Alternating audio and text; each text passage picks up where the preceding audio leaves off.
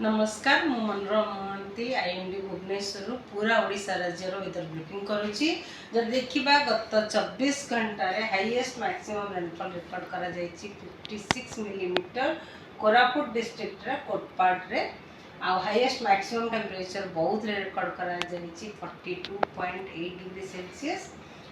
आउ भी किछि स्थान रे वर्षा रेकर्ड करा जायछि। आउ जदि देखिबा हम दिन तापमात्रा सर्वाधिक दिन तापमात्रा Jharsuguda 42.2 degree Celsius, Sambalpur 42 degree Celsius, Hirakud 41.6, Titlagarh 41.5, Balangir 41.1 degree Celsius. और जब देखा 24 आवर्स रे विशेष परिवर्तन है ना किंतु झारसुगुड़ा सुंदरगढ़ रे 3.8 और 3.0 डिग्री सेल्सियस बढ़ी। आदि नॉर्मल सहित कंपेयर करवा एवं जब देखा मोस्टली आम राज्य रे तापमात्रा नॉर्मल रो बिलो नॉर्मल रही। आम वर्तमान जदि सिनेप्टिक सिस्टम देखा वर्तमान आमर गोटे ट्रफ सेटा run करुच्ची north west Uttar Pradesh north Bangladesh आउ ईस्ट उत्तर प्रदेश बिहार सब हिमालय वेस्ट बेंगल देखी सेटा रन करुच्ची आउ 0.9 किलोमीटर एबव सी लेवल रे ता सहित आउ गोटे भी सिस्टम रही जोटा कि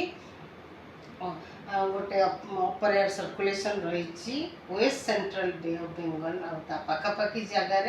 पाखापाखि नॉर्थ कोस्टल आंध्र प्रदेश रे आ सेटा मोस्टली रही 1.5 kilometre above mean sea level जहाँ कारण रे आगामी 5-7 दिन कि ओडिशा राज्य रे गोटे कि दुईटा स्थान रे हल्का मध्यम धरण वर्षा होबार संभावना रही। सहित काल बैशाखी भी हबार संभावना रही। आगामी 24 घंटा गोटे कि दुईटा स्थान रे राज्यर जिला गुड़िक कांभा जगह वर्षा होबार संभावना रही हल्का मध्यम धरण वर्षा सहित गोटे कि दुईटा स्थान रे घड़घड़ी बिजुली आउ झटका पवन 50 ରୁ 60 किलोमीटर बेगर बहबार संभावना रही किछि समय किछि जिला को आम ऑरेंज अलर्ट रखीचु आउ किछि जिला रे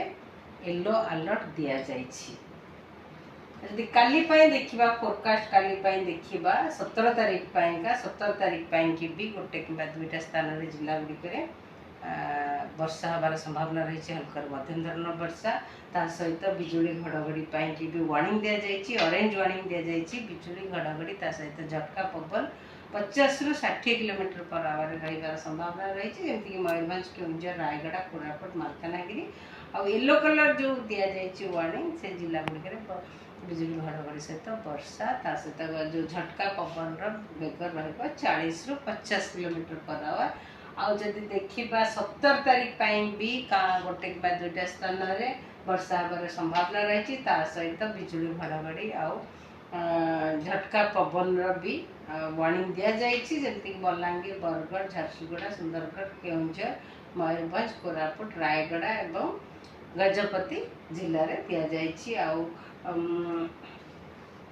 19 तारीख की वार्निंग दि जाइए सुंदरगढ़ केन्दुझर मयूरभंज रायगढ़ कोरापुट काल बैशाखी वार्निंग दि जाइए जमीक वर्षा सहित बिजुली घड़घड़ी और झटका पवन 30 ରୁ 40 किलोमीटर पर आवर रही संभावना रही। तापर 19 तारीख पर वार्निंग नहीं किंतु वर्षा गोटे दुईटा जगार हल्का मध्यम धरण वर्षा लगी रही पारे जमीक ग्रीन कलर दि जाइए से जिला गुड़िक गोटे कि दुईटा स्थान रे हल्का मध्यम धरण वर्षा हो पारे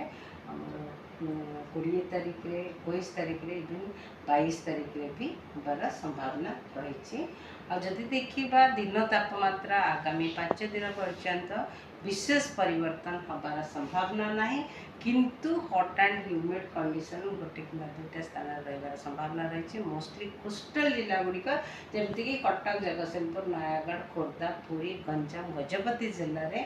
आगामी 24 घंटा आज काली देखा 16 तारीख और 17 तारीख रे हॉट एंड ह्यूमिड कंडीशन रही संभावना रही लोक मानू ये सब एरिया खास ध्यान देवा दरकार ह्यूमिडिटी डिस्कम्फर्ट लोक मैंने निजको सावधान रखिए सतर्क रहिए सावधान रहिए। धन्यवाद।